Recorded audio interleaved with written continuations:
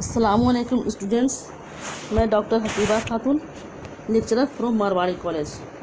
आज हम लोग शायर राजिंदर मनचंदा बानी की गज़ल पढ़ेंगे। तो देखते हैं उनका पहला शेर। ज़मा मकां थे मेरे सामने बिखरते हुए, मैं ढेर हो गया तूल सफ़र से डरते हुए। जैसा कि हम लोग जानते हैं कि बानी जदीद गज़ल के नुमाइंदा शायर हैं। उनके यहाँ परवाज़ का रुझान कई अंदाज से नज़म हुआ है। एक वो परवाज़ जिसमें परिंदा वापस ज़मीन पर, और एक परवाज़ जहाँ मंजिल ही गुम हो जाती है। जब उड़ते उड़ते ये एहसास होता है तो इंसान थक हार जाता है, ढेर हो जाता है। इसमें भी शायर अपने कहते हैं कि उनके ज़मा मकान सारे बिखर चुके हैं, सारी उम्मीदें बिखर चुकी हैं, और वो मंजिल को तलाशते तलाशते वो बिल्कुल थक हार चुके हैं, ढेर हो गए हैं। दूसरा शेर है। दिखा के लम्हा खाली का अक्स ला तफसीर, दिखा के लम्हा खाली का अक्स ला तफसीर, ये मुझ में कौन है मुझसे फरार करते हुए।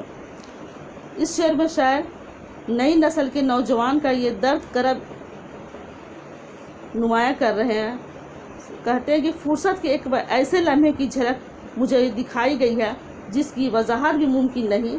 मेरी अपनी ज़ात के अंदर से कौन निकलकर अलग होने की कोशिश में है। देखते हैं तीसरा शेर। बस एक ज़ख्म था दिल में जगह बनाता हुआ, हज़ार गम थे मगर भूलते बिसरते हुए। इसमें शायर के नज़दीक ज़िंदगी में हज़ारों गम आते हैं जो माजी का हिस्सा बन जाते हैं, और कभी कभी ही भूले बिसरे गम याद आते हैं। लेकिन गम ऐसा है जो पीछा ही नहीं छोड़ता। ये कौन सा गम है?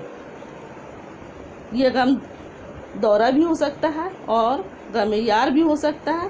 बहरहाल एक ही गम है जो मेरा पीछा नहीं छोड़ता। बाकी के तमाम गमों को मैंने भुलाने में कामयाबी हासिल कर लिया हूँ। चौथा शेर देखते हैं। वो टूटते हुए रिश्तों का हुस्न आखिर था कि चुप सी लग गई दोनों को बात करते हुए। इस शेर में शायर तुर्के ताल्लुकात यानी ताल्लुकात ख़त्म होने की बात कही है। तुर्के ताल्लुकात के लम्हा को रिश्तों का हुस्न आखिर कहा है। जब ताल्लुकात बोझ बन जाते हैं तो रिश्तों को तोड़ना ही बेहतर होता है। लेकिन वो एक लम्हा जिसे शायर हुस्न आखिर कह रहा है, बड़ा सुहान रूह होता है, बड़ा सुहाना लम्हा होता है। दोनों ही अपनी अपनी जगह खामोश होते हैं, मगर इनके ज़हनों में एक तूफ़ान सा होता है। पांचवा शेर देखते हैं।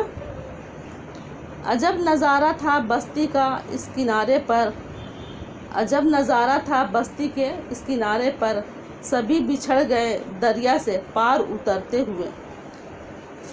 इस शेर में नकल मकानी में या हिजरत के वक्त लोग एक दूसरे से बुरी तरह बिछड़ गए थे। इसे शायर ने बस्ती के दो किनारे और इनके दरमियान से वाज़िया किया है। मुराद यही है कि घर से तो साथ ही निकलते थे, मगर दूसरे किनारे तक पहुँचते पहुँचते एक दूसरे से जुदा हो गए।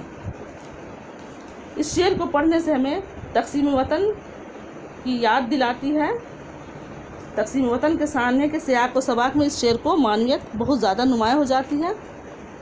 आखिरी शेर देखते हैं। मैं एक हादसा बनकर खड़ा था रिश्ते में, मैं एक हादसा बनकर खड़ा था रिश्ते में, अजब ज़माने मेरे सर से थे गुज़रते हुए।